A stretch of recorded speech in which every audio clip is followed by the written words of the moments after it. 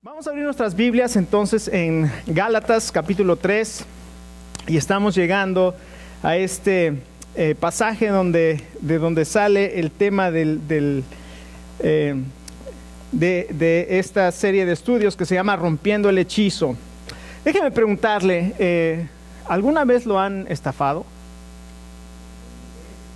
¿Alguna vez lo han estafado y lo han engañado? A mi hermano menor, él ahora tiene 30 años, pero hace como 5 años iba a vender su carro. Tenía un Honda Civic allá en México y entonces lo anunció y una persona fue y le dijo, yo lo quiero comprar. Entonces mi hermano dijo, bueno, yo necesito un cheque certificado para poder entregar el título del auto. Entonces el señor llegó con un cheque certificado, se lo entregó. Y entonces fueron al banco y dentro del banco le dio los papeles y todo. Y se fue y lo quiso entregar y le dijo, no, algo le falta al cheque. Entonces le llamó y le dijo, no, ¿sabes qué? No, ya hicimos el trato, ya no podemos hacer el trato. Y si quieres deshacer el trato voy a hablar a la policía porque esto no está bien. Y mi hermano le dijo, no, okay, está bien. Cuando mi hermano quiso otra vez depositar el cheque, resulta que el cheque era más falso que un cheque de plástico, ¿no? Y entonces se quedó sin carro y sin nada. Imagínense nada más. Cuando usted cree una mentira, es algo muy peligroso. Y el apóstol Pablo les escribe a los Gálatas para decirles, tengan cuidado de ser engañados. Los Gálatas, las iglesias, los creyentes de las iglesias en la región de Galacia, había 4 iglesias que nos habla la palabra de Dios en el libro de Hechos, donde predicó el apóstol Pablo, Antioquía, Iconio, Listra y Derbe. 4 iglesias en las que predicó, 4 ciudades donde estableció iglesias, pero habían llegado algunos a enseñar enseñanzas falsas y ellos estaban creyendo. Vamos a leer Gálatas capítulo 3 y los versos 1 al 5, vamos a ponernos de pie un momento. Vamos a leer Gálatas capítulo 3, versos 1 al 5 como una vez más lo voy a leer en la nueva versión internacional. Va a sonar un poquito diferente, inclusive las palabras son un poco más fuertes que en la Reina Valera. Dice así: Gálatas torpes, ¿quién los ha hechizado a ustedes ante quienes Jesucristo crucificado ha sido presentado tan claramente? Solo quiero que me respondan esto: ¿recibieron el Espíritu por las obras que demanda la ley o por la fe con que aceptaron el mensaje? ¿Tan torpes son? Después de haber comenzado con el Espíritu, ¿pretenden ahora perfeccionarse con esfuerzos humanos? ¿Tanto sufrir para nada? Si es que de verdad, de veras, fue para nada. Al darles Dios su Espíritu y hacer milagros entre ustedes, ¿lo hace por las obras que demanda la ley o por la fe con que han aceptado el mensaje? Así fue con Abraham, le creyó a Dios y esto se le tomó por cuenta como justicia. Ya me pasé de un versículo, pero vamos a orar. Padre, queremos darte gracias por tu palabra. Queremos darte gracias porque tú tienes un mensaje para cada uno de nosotros en este día, Señor. Y Padre, tú quieres romper de nosotros tal vez los engaños que hemos creído. Quieres romper de nosotros, Señor, tal vez una vida atada al pecado. Quieres romper de nosotros tal vez ideas que hemos concebido como ciertas. Y Padre, tú ahora nos confrontas con la verdad de tu palabra. Ayúdanos, Señor, a recibir tu mensaje y a recibirlo con fe, creyendo que lo que tú has escrito es lo que es la verdad, y que podamos confiar en ti, que debemos confiar en tu palabra y que confiemos, Señor, que es tu palabra, que es verdad. Lo pedimos, Señor, en el nombre de nuestro Señor Jesucristo. Amén. Amén. El apóstol Pablo entonces les escribe a los Gálatas esta carta y les dice: Gálatas, ustedes se han dejado engañar, se han dejado llevar por mentiras, en pocas palabras, los han hechizado. Y tristemente, lo que experimentaron los Gálatas en el primer siglo es algo que estamos viendo que se está repitiendo ahora en el siglo XXI. Las iglesias, muchas personas, muchos cristianos en las iglesias están siendo engañados por diferentes doctrinas, por diferentes filosofías que no tienen nada que ver con la palabra de Dios. Y algunas de estas filosofías y algunas de estas mentiras que se están metiendo a la iglesia son el humanismo, son el posmodernismo, que son filosofías que lo que hacen es reducir la palabra de Dios a un simple libro como cualquier otra, como Moby Dick o como cualquier otro libro que usted tiene en su librería. Le quitan lo sagrado a la palabra de Dios, dicen que la palabra de Dios fue escrita por hombres y le quitan la inspiración cuando la palabra de Dios dice, sí fue escrita por hombres como Pedro, como Pablo, fue escrita por hombres como Lucas, como Marcos, fue escrita por hombres como Santiago, fue escrita por hombres como David, como Salomón, fueron hombres de carne y hueso, no fue un ángel que llegó y la dejó en unas placas de oro, como dicen los mormones de su libro, no fue algo extraterrestre, fue inspirada por Dios, es decir, Dios fue el que supervisó y el que inspiró a los autores a escribir este libro, y es maravilloso que un libro que se escribió en un periodo de 3.500 años, por más de 40 autores, tenga un solo tema en común. Es algo maravilloso. La palabra de Dios no es solamente otro libro, la Biblia es la palabra de Dios, pero ahora te dicen que hay que reinterpretar la Biblia para que su mensaje pueda tener validez en nuestros días. Déjeme decirle una cosa, la palabra de Dios no cambia, Dios no cambia. El Señor dice en su palabra en Hebreos 13:7 que Dios es el mismo hoy, ayer y por los siglos. El Señor Jesucristo dijo, el mundo, los cielos y la tierra van a pasar, pero mi palabra no pasará. No podemos nosotros creer las mentiras que nos dice el posmodernismo o que nos dicen las filosofías actuales, inclusive las religiones actuales, para que nosotros combinemos y hagamos un combinadito de lo que nos gusta de cada religión, lo metamos y digamos que somos cristianos creyendo cualquier cosa que no está en la palabra de Dios. Y esto es lo que el apóstol Pablo les está diciendo a los Gálatas: tengan cuidado de ser engañados. Déjeme decirle que su alma tiene un enemigo, y ese enemigo es el mismo, es aquella serpiente antigua que, si usted recuerda cómo fue la tentación en el Edén, esa es la misma técnica que está utilizando en este momento el enemigo para guiarlo a la mentira. Y la técnica fue esta: así que Dios ha dicho. Esa fue la mentira con la que vino la serpiente a Eva.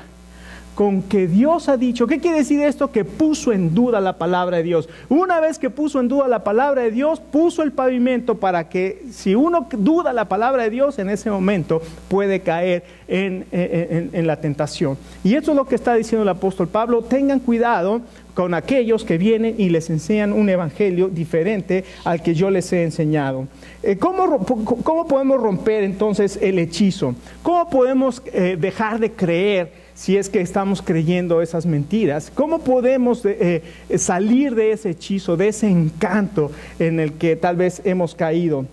En primer lugar, como hemos leído aquí, le dice: Gálatas torpes, ¿quién les ha hechizado a ustedes ante quienes Jesucristo crucificado ha sido presentado tan claramente? En primer lugar, para poder romper el hechizo tenemos que reconocer una cosa: tenemos que reconocer el peligro inminente del engaño. Es necesario que nosotros sepamos que hay un peligro inminente del engaño.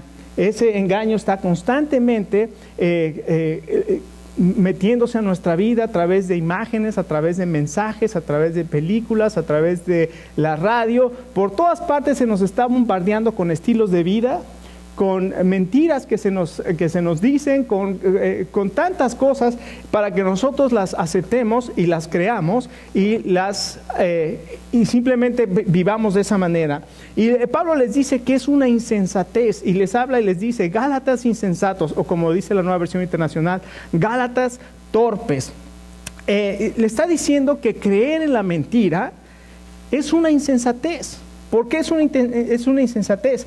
Porque la palabra que utiliza aquí para hablar y decir que son insensatos es la palabra que quiere decir sin entendimiento. Es una palabra griega que se traduce como sin entendimiento. En otras palabras, Pablo les está diciendo a los cristianos de Galacia: ¿saben una cosa? Ustedes no están utilizando sus mentes. No están utilizando sus mentes, no están analizando las enseñanzas que les están dando. Pablo llegó y les predicó el evangelio y ellos creyeron, vieron las maravillas que Dios había hecho en sus vidas, pero llegaron otros para predicar un evangelio diferente y ellos estaban creyendo lo que estas nuevas personas que decían que venían de la iglesia en Jerusalén, y como vienen de la iglesia en Jerusalén ellos saben más y ellos nos están instruyendo y no ponían atención a lo que Pablo ya les había predicado. Estaban siendo engañados como si estuvieran encantados. Se dejaron hipnotizar por la mentira.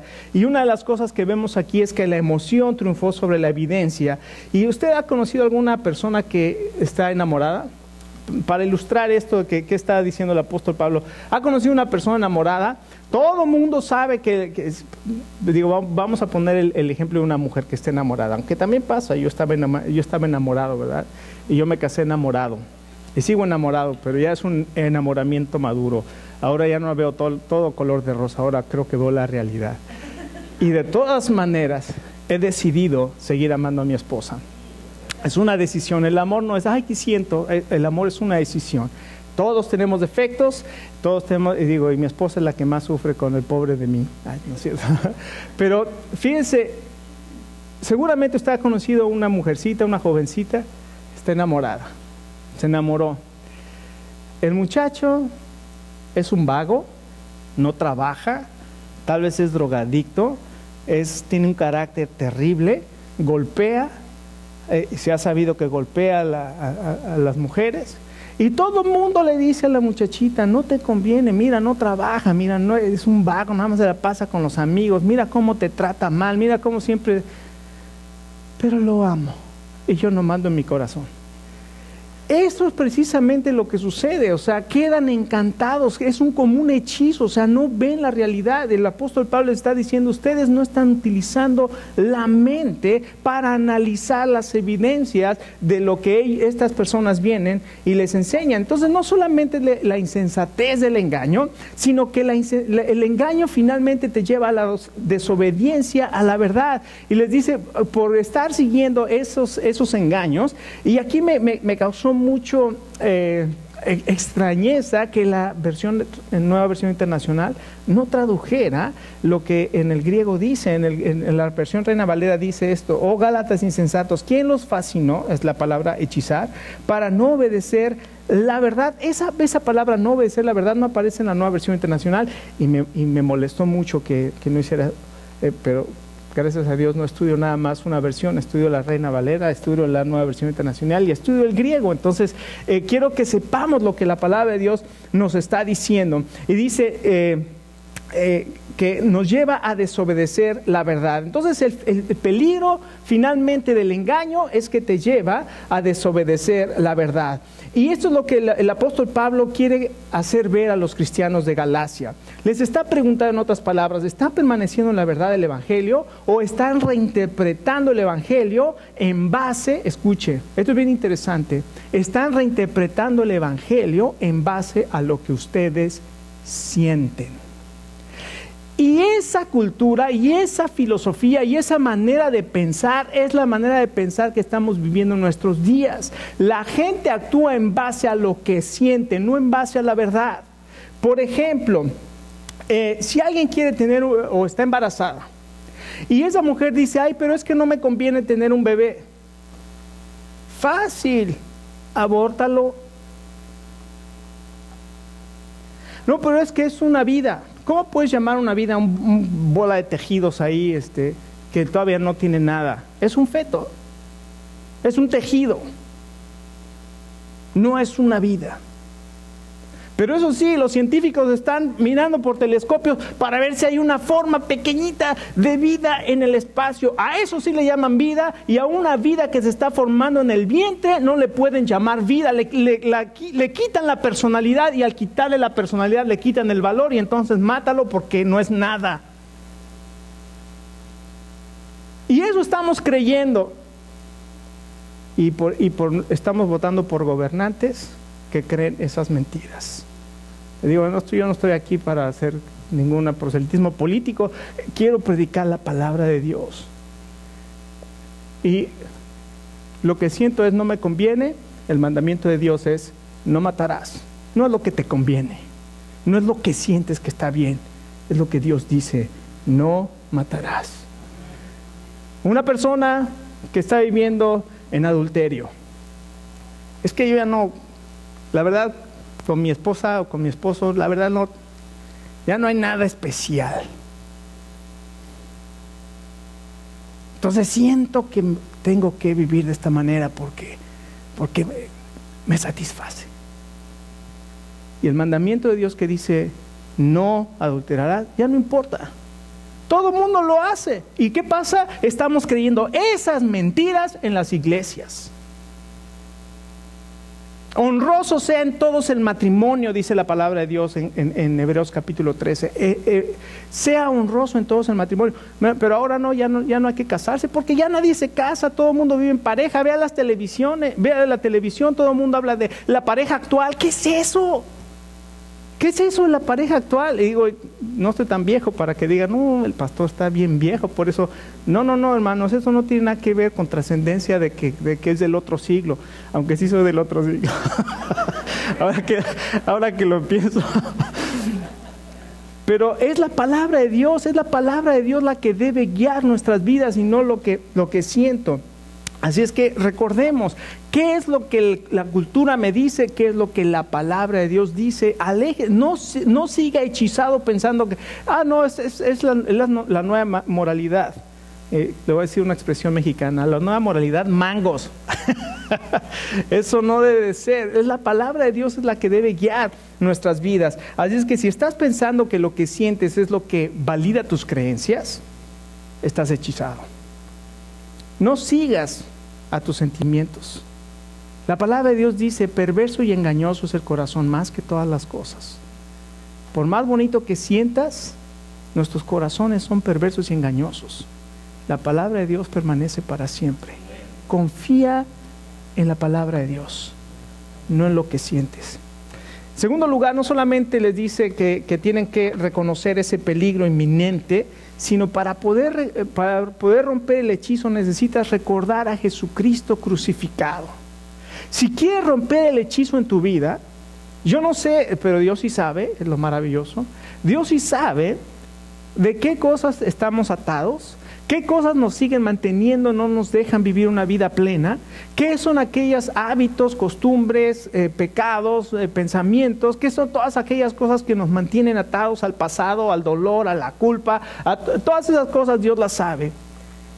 Pero déjenme decir una cosa, aquí tenemos, el apóstol Pablo dice, que les quiero recordar que Jesucristo, dice, quiero decirles que tan claramente yo les presenté a Jesucristo crucificado. ¿Qué quiere decir eso que Pablo les presentó a Jesucristo y a este crucificado?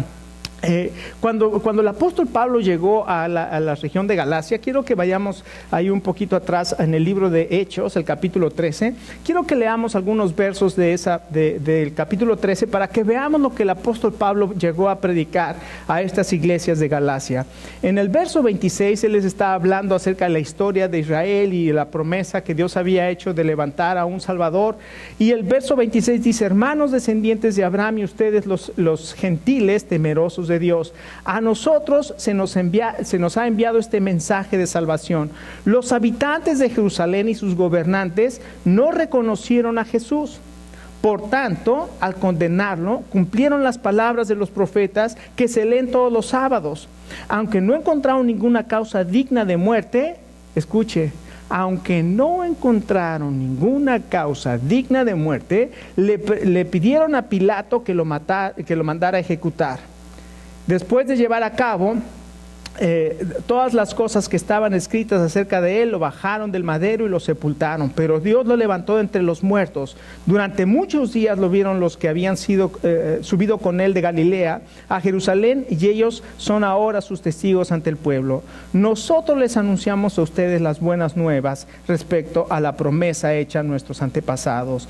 Dios nos las ha cumplido plenamente a nosotros, los descendientes de ellos, a resucitar a Jesucristo, como está escrito: sucediendo en el segundo salmo. Y ahí habla, el apóstol Pablo les está diciendo lo que había sucedido históricamente y por eso pone un marco histórico. ¿Sabe una cosa?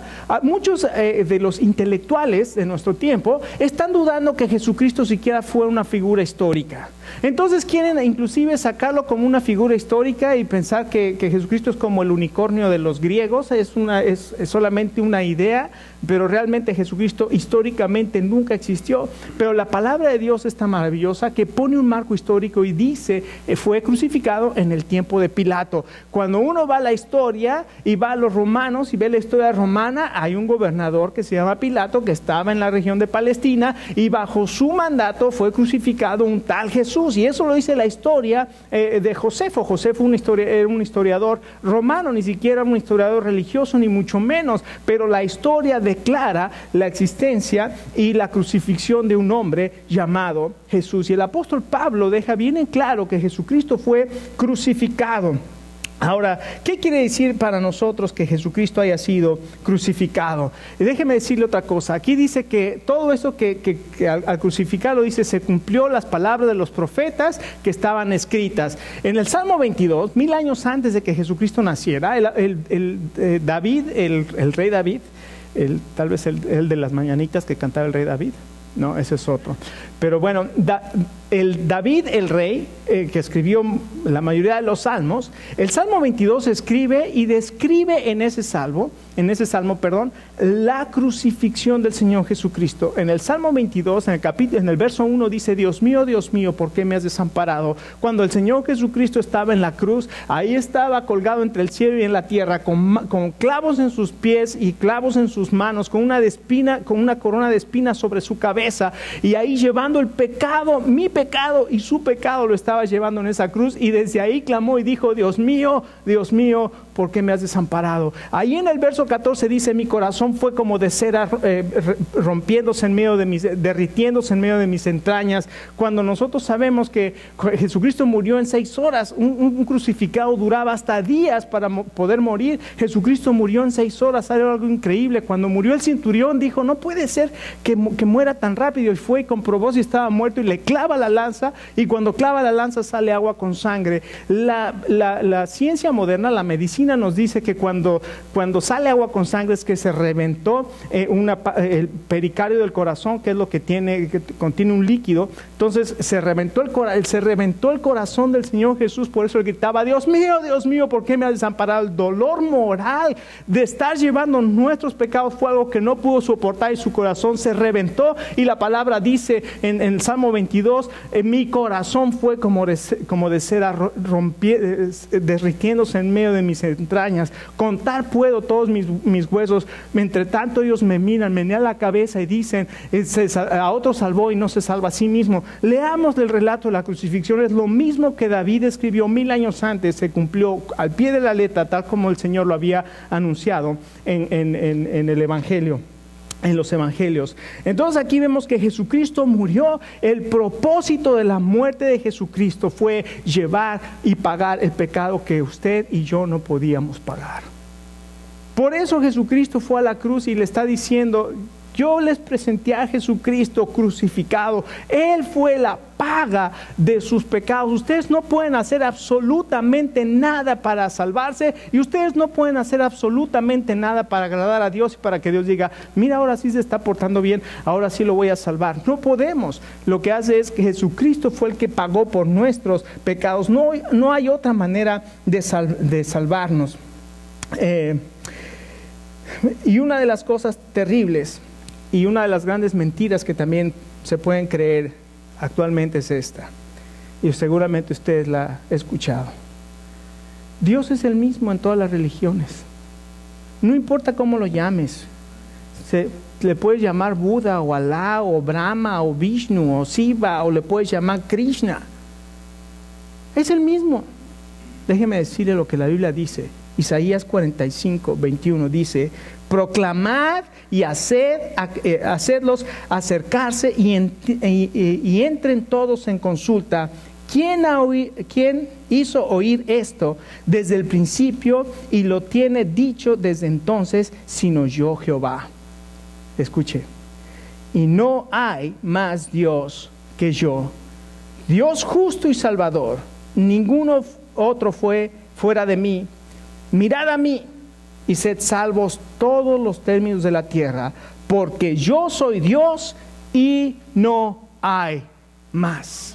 La Biblia declara solamente hay un solo Dios, Jehová Dios, el que reveló su plan en la Escritura, en la palabra de Dios. Es el único en todas las religiones y filosofías que usted busque. Es el único Dios que es el que vino y se hizo hombre y fue a morir en la cruz para salvarnos. En cualquier otra religión usted tiene que buscar el camino para llegar a Dios. Dios vino, Él se hizo hombre para salvarnos. No solamente entonces es el mensaje de la cruz, sino también el mensaje del perdón. Es el mensaje más maravilloso que podamos escuchar. En el verso, ahí mismo en Hechos capítulo 13, si ahora va el verso 38, miren lo que dice el apóstol Pablo cuando estuvo predicando ahí en las iglesias de Galacia. Les dice: por tanto, hermanos, sepan que por medio de Jesús se les anuncia a ustedes el perdón de los pecados. Ustedes no pudieron ser justificados de los pecados por la ley de Moisés, pero todo el que cree es justificado por medio de Jesús. La única manera de salvarnos, la única manera de ser justificados, la única manera de ser perdonados es a través de Jesucristo. No hay otro camino, no hay otra manera, no hay otra forma. El Señor Jesucristo dijo: yo soy el camino, la verdad y la vida. Y escuché una entrevista que le hice, o un programa que hizo Oprah. Y Oprah, una persona que estaba ahí en su audiencia, dijo: ¿qué hay acerca de Jesucristo? Jesucristo dijo: yo soy el camino, la verdad y la vida, y nadie viene al Padre sino por mí. ¿Sabe qué es lo que dijo Oprah? Oprah dijo: precisamente por eso yo no creo que Jesucristo sea Dios. Porque no puede ser que haya un solo camino, tiene que haber muchos caminos. Y entonces quita lo que Jesucristo dijo, y ella quiere seguir o pensar que un día va a llegar a la salvación. Déjeme decirle, yo no quiero criticar ni soy juez de nadie, pero déjeme decir una cosa: nosotros no podemos decir que lo que Jesucristo dijo es una mentira. Él dijo: yo soy el camino, la verdad y la vida. Nadie viene al Padre si no es por mí. Y finalmente, recibe el Espíritu Santo. En los versos 2 al 5 en Gálatas capítulo 3, el apóstol Pablo constantemente les habla acerca de la realidad del Espíritu Santo, de recibir el Espíritu Santo, y les dice: quiero que me contesten una cosa. Les hace una serie de preguntas. El verso 2 pregunta, el verso 3 pregunta, el verso 4 pregunta. Y son preguntas que se llaman preguntas retóricas porque su contestación es obvia, ¿no? Y la primera pregunta que les hace es: solo quiero preguntarles esto: ¿recibieron el Espíritu Santo por las obras que demanda la ley o por el oír con fe? Y ellos sabían que cuando habían escuchado el Evangelio, no habían hecho absolutamente nada para ganar el favor de Dios. Sin embargo, al creer el mensaje, el Espíritu Santo de Dios fue derramado sobre ellos y sus vidas fueron transformadas. Por eso habla de las maravillas que Dios hizo entre ustedes. Dios hizo una maravilla y les está diciendo que el Espíritu Santo es la evidencia de la salvación. La evidencia más grande que una persona puede tener de la salvación es una vida transformada. La evidencia más grande es que cuando recibes a Jesucristo como tu Salvador y lo crees que Él es tu Salvador, lo confiesas y le pides perdón. A veces lo ponemos tan fácil: no, hombre, nada más dile: Señor, perdóname, y el Señor te perdona. Pero ¿sabe una cosa? Yo creo que es más allá de solamente decir eso. Es un clamor a Dios de reconocer y decir: Señor, yo reconozco que he pecado contra ti y sé que te necesito. Te pido, te clamo, Señor, en este momento, que vengas a mi vida, que me perdones. Y cuando nosotros vamos con esa fe, con esa necesidad al Señor, el Señor perdona nuestros pecados. Y la evidencia va a ser que Él envía a su Espíritu Santo a vivir en nosotros, y el Espíritu Santo es el que transforma nuestras vidas. Efesios 1:13 dice: en el cual también ustedes, habiendo oído la palabra de verdad, el Evangelio de nuestra salvación, y habiendo creído en Él, fueron sellados con el Espíritu Santo de la promesa. que es las arras, esa palabra es bien interesante, las arras de nuestra herencia. El Espíritu Santo es la promesa, es la garantía, esa palabra arras es la garantía de la redención adquirida. Es decir, esa palabra quiere decir, es el pago inicial para... ¿Sabe cómo que es? Es como cuando yo me iba a casar con mi esposa. En aquel entonces no era mi esposa, obviamente, ¿verdad? Porque apenas me iba a casar. Pero le compré un anillo y le pedí que se casara conmigo y le puse el anillo. Fuimos con mi papá, fuimos a su casa, y mi mamá fuimos a su casa para pedirla, y cuando nos dieron el sí, le pusimos el anillo. ¿Qué diferencia? Ahora es nada más, el muchacho va con la novia y le dice, ¿quieres casarte conmigo? Sí, le pone el anillo. En mis tiempos, el siglo pasado, era ir con mis papás a su casa a pedirla y entonces ponerle el anillo. Pero ese anillo era un compromiso de que yo me iba a casar un día con ella.